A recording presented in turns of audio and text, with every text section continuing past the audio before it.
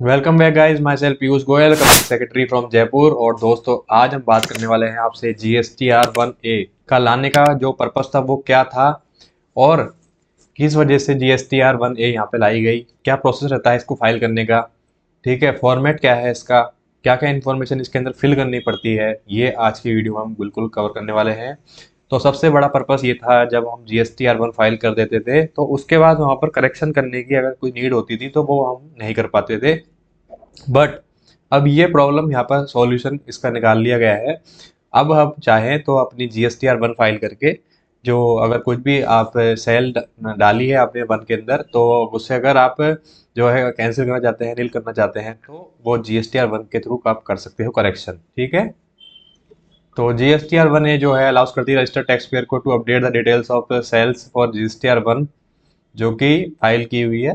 ठीक है, ये फॉर्म जो है आ तो गया था पर यूज नहीं था 2017 से, बट री इंट्रोड्यूस किया गया है जुलाई 2024। CBIC नोटिफिकेशन 12/2024 डेटेड 10 जुलाई 2024। ठीक है, और introducing a new form GSTR1A for allowing amendments in GSTR1 before filing in GSTR3B। चलिए अब चलते हैं नेक्स्ट पेज पे और ज़्यादा जानकारी से लेते हैं हम। तो ये GSTR1 से कैसे डिफरेंट है। तो GSTR1 जो है रिटर्न है जिसके अंदर सभी सेल्स की डिटेल्स होती है जो कि फाइल फिल्ड अप की जाती है, फाइल की जाती है सेलर टैक्स पेयर द्वारा। Information from one GSTR1 will appear in his buyer GSTR2B where he may change some information. GSTR1A contain only amendments to GSTR1A details of given information। ठीक है, how did GSTR1A work, कैसे GSTR1A work करती है। तो ठीक है, तो अजय जैसे मान लो 100 पेन लेता है 500 रुपये के हिसाब से विजय स्टेशनरी से। विजय स्टेशनरी गलती से अगर 50 डाल देता है GSTR के अंदर 100 की जगह। Date from the Vijay GSTR will flow the GSTR2B of Ajay. ठीक है, तो विजय करेक्ट करेगा उसको 500 इन GSTR1A, अकॉर्डिंगली GSTR2B जो है अपडेटेड हो जाएगी इंक्लूडिंग विजय GSTR3B। तो इस तरीके से यहाँ पे ये प्रोसेस वर्क करता है। डिटेल्स क्या होती है GSTR1A में वो हम यहाँ पे समझते हैं। तो GSTN each tax payer will allotted state wise pan based 15 digit GST। Name of tax payer, जो नेम ऑफ टैक्स पेयर है including legal and trade name वो आता है। ARN आता है, एप्लीकेशन रेफरेंस नंबर जो कि ऑटो पॉपुलेटेड होता है by system.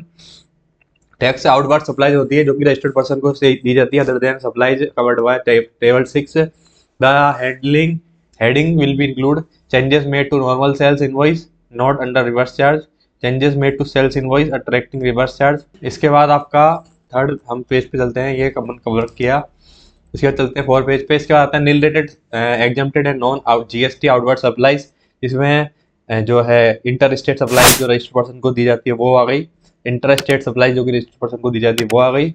Inter state supply जो कि अनरजिस्टर्ड पर्सन को दी जाती है वो आ गई। इंट्रा स्टेट सप्लाई जो कि अनरजिस्टर्ड पर्सन को दी जाती है वो आ गई।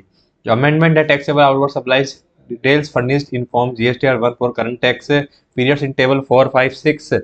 ठीक है, वो आ गई। The heading will capture any changes made to amendment of invoice shipping bill details furnished. ठीक है, डेबिट नोट्स क्रेडिट नोट्स आ गए। Amendments to the taxable outward supplies to the unregistered person furnished in form GSTR1 for current tax period in table 7। ठीक है, ये चीज हो गई। इसके बाद चलते हैं हम नेक्स्ट पेज पे। Consolidated statement of advances received advance adjusted in current tax period amendments of information furnished in current tax period. The heading will capture any changes made to advance amount received in tax period for which invoice had not been, यानी कोई advance amount receive हुआ tax period में जिसकी invoice issue नहीं की, तो tax amount will be need to be added to the output tax liability. The same will need to be bifurcated into the intrastate. तो ये सारी इंफॉर्मेशन आती है जो हम काफी डिटेल्ड के अंदर है, आप इसके पढ़ के एक बार ज्यादा बेटर समझ पाओगे। तो I hope this video is very helpful for understanding about the GSTR1A। तो आई होप स्टिल अगर आपको कोई क्वेरी आती है तो you can also contact our number given on the screen. And thank you guys for watching this video.